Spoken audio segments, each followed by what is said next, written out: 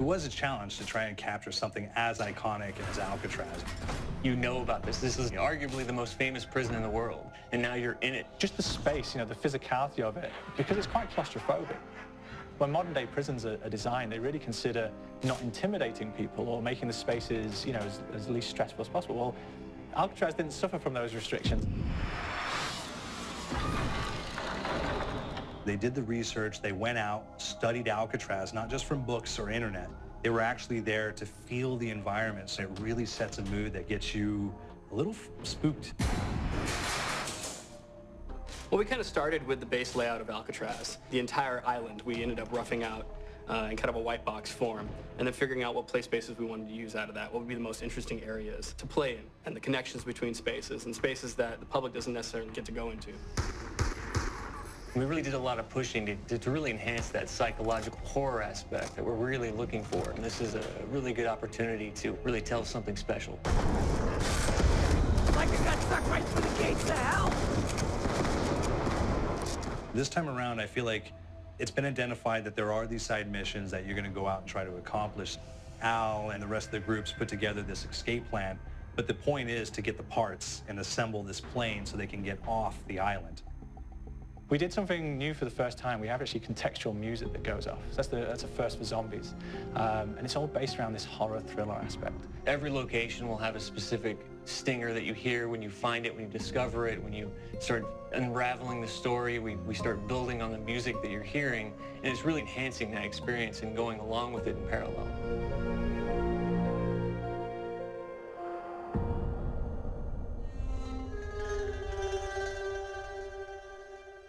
Because we wanted to embrace this kind of horror thriller element, we wanted character actors, guys who could really embody someone and then convey emotion. So that's why we went for guys like Ray Liotta, getting in that kind of guy, we wanted a frantic nature. So he plays a character called Billy Handsome, who's this kind of psychopath who would be employed by the mob to kill people in interesting ways.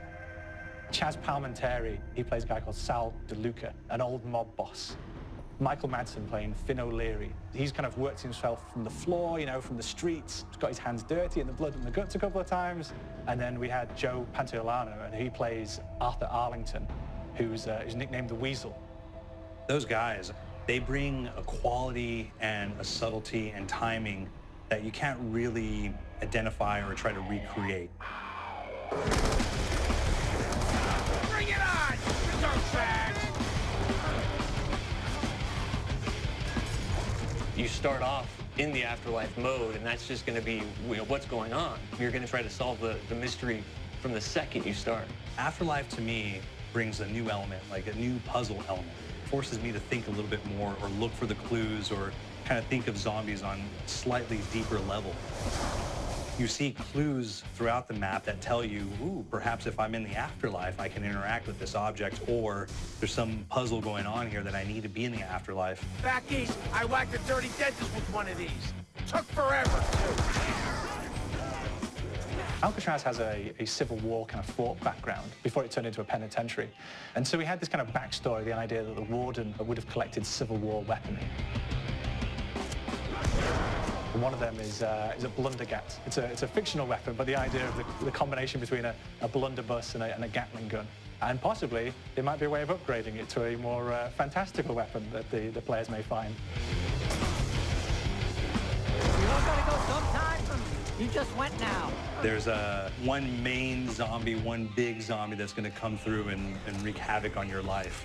He'll lock down the perk machine, he'll close down the box, so you have to pay to get that open again. So you don't want him to interfere with your process. Now's a good time to pick a fight. Why do you hurt me? It's a fun challenge. It keeps things moving forward. In terms of perks, we have a new perk called Electric Cherry. When you reload, it gives a shock around, which scales over time. I was asking for it, greaseball. There is so much to experience in this map. Every time I play it, there's a new tactic to take, a new experience, a new objective to go for.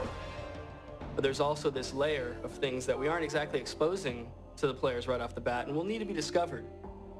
Don't let me go. Is it the calling we hear?